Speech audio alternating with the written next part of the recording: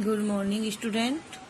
हमने अपना पहला लेसन पढ़ा था हिंदी का, जिसका नाम था भारत माँ। भारत माँ जो लेसन पढ़ा था अपन ने, उसमें क्वेश्चन आंसर भी किए और उसके कविता है उसका अर्थ भी कंप्लीट किया। अब सेकंड पार्ट है अपना जिसका नाम है बूढ़ा गिद्ध। ठीक है, एक गिद्ध है, उसकी कहानी है ये जो अब आज हम पढ़ते हैं। देखो क्या है गिद्ध की कहानी, ध्यान से सुनना। प्रस्तुत पाठ में बताया गया है कि बुरे लोगों का साथ देने पर किस प्रकार अपना भी बुरा होता है। हितोपदेश की इस कहानी को पढ़कर जानिए कि कैसे बूढ़े गिद्ध ने एक धूर्त और चालाक बिलाव पर विश्वास करके अपना सर्वनाश कर लिया। कहने का मतलब है बच्चों कि बुरी मित्रता हमारा विनाश कर देती है। गंगा नदी के किनारे एक पर्वत था। उस पर्वत पर एक बहुत बड़ा वृक्ष था। वृक्ष पर बने एक कोटड़ यानी क्या था, बिल होता है। ठीक है, कोटड़ में एक गिद्ध रहता था। गिद्ध जब बूढ़ा हुआ तो उसके नाखून झड़ गए और आंखों की रोशनी कम हो गई। उस वृक्ष पर अनेक पक्षी भी रहा करते थे।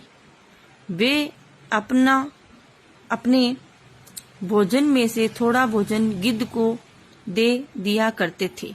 इस प्रकार उसका निर्वाह यानी क्या होता है, उसका यापन करना है ना, चलना, मतलब उसका जीवन है वो चल रहा था, हो जाता था। जब पक्षी भोजन की तलाश में जाते तो गिद्ध उनके बच्चों की देख रेख कर दिया करता। एक बार एक बिलाव उधर से निकला। उसने देखा कि उस वृक्ष पर अनेक पक्षियों के बच्चे हैं। उसे पक्षियों के बच्चों को खाने की इच्छा होने लगी। इस विचार से वह वृक्ष के समीप यानी पास आया। बिलाव को आता देख पक्षियों के बच्चे डरकर चीखने चिल्लाने लगे। गिद्ध ने जब उनका चिल्लाना सुना तो जोर से कहा, कौन आ रहा है? बिलाव ने जब गिद्ध को देखा तो भयभीत होकर सोचने लगा, हाय, अब तो मैं मरा। उसने मन ही मन विचार किया कि भय से तब तक भयभीत नहीं होना चाहिए जब तक वह सामने न आ जाए, और अगर वह सामने आ ही जाए तो बुद्धिमान को चाहिए कि उससे बचने का उपाय करे। यह सोचकर वह गिद्ध के पास गया और बोला, बड़े भाई, मैं आपको प्रणाम करता हूँ। गिद्ध ने पूछा, कौन हो तुम? उसने कहा, मैं बिलाव हूँ।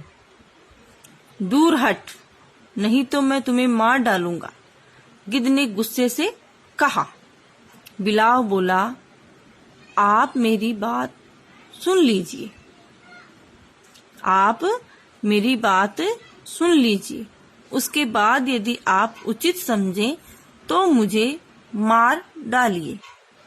कहा भी गया है कि समझदार व्यक्ति को चाहिए कि अनजान व्यक्ति को अथवा उसके व्यवहार को भली भांति समझ परख कर ही मारना अथवा सम्मान करना चाहिए।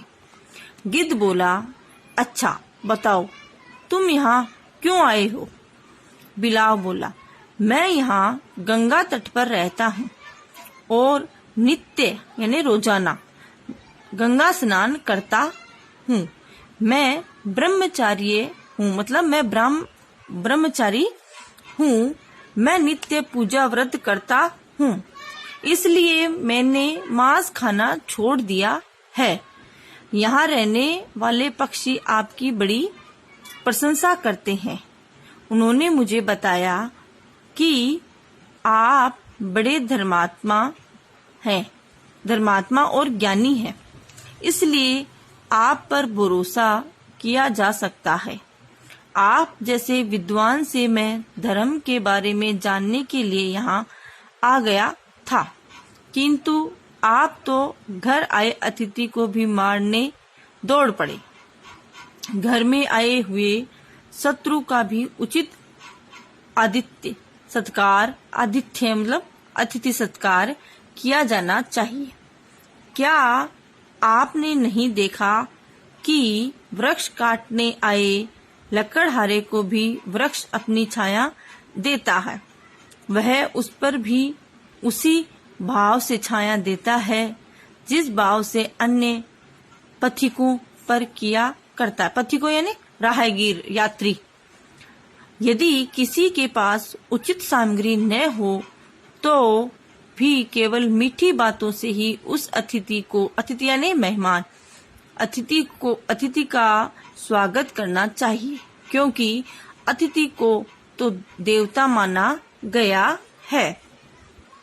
बिलाव की बातें सुनकर गिद्ध बोला, भाई तुम तो बिलाव हो, स्वभाव से ही मांसाहारी हो। इस वृक्ष पर पक्षियों के बच्चे निवास करते हैं, इसलिए मैंने ऐसा कहा है। यह सुनकर बिलाव कान पकड़कर कहने लगा, मैंने धर्मशास्त्र को सुनकर ही पूजा पाठ करना आरंभ किया है। शास्त्रों में विभिन्न विषयों पर भले ही मतभेद रहता हो, किंतु अहिंसा सर्वश्रेष्ठ धर्म है। मतभेद यानी आपस में किसी बात को लेकर मनमुटाव हो जाना, मतलब लड़ाई झगड़ा हो जाना, ठीक है ना।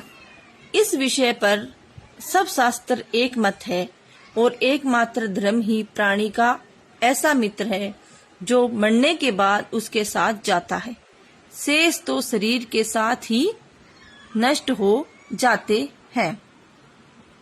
इस प्रकार बिलाव ने गिद्ध को विश्वास दिला दिया।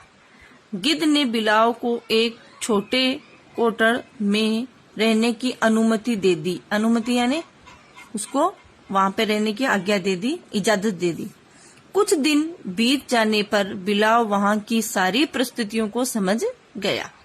गिद्ध बूढ़ा और अंधा है, यह जानकर उसने पक्षियों के बच्चों को पकड़ पकड़ कर अपने कोटर में लाकर मारना आरंभ कर दिया।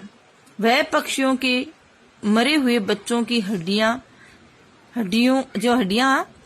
चिपकने से गिद्ध के कोटर में छिपा देता। अंधा होने के कारण गिद्ध को कुछ भी दिखाई नहीं देता। देखो कितना गंदा है, खुद उनको मारता और उनकी हड्डियों को गिद्ध के जो खड्डा जो बिल था उसके अंदर उनको ला के छिपा देता। जिन पक्षियों के बच्चे मारे गए थे उन्होंने चीखना चिल्लाना आरंभ किया। जब बच्चों की संख्या लगातार घटती गई तो सभी ने मिलकर इसकी खोज आरंभ कर दी। बिलाव को जब इस स्थिति का ज्ञान हुआ तो वह अपने कोटर से निकलकर भाग गया। पक्षियों की भी तलाशी ली। वहां उन्होंने एक कोने में हड्डियां देखी। सबने यही सोचा कि बूढ़े गिद्ध ने ही उनके बच्चों को मारकर खाया है। सब बस फिर क्या था, पक्षियों को गिद्ध पर इतना क्रोध आया कि बिना उससे कुछ पूछे उन्होंने उसको अपनी चोंच से मार मार कर अधमरा कर दिया। कुछ ही दिनों में बेचारा बूढ़ा गिद्ध मर गया। अब देखो थोड़ा सा शब्दार्थ देखिए, आपके लिखने नहीं है, ये बाद में करने हैं आपको जब मैं बताऊं ना, एक बार देखने हैं सिर्फ।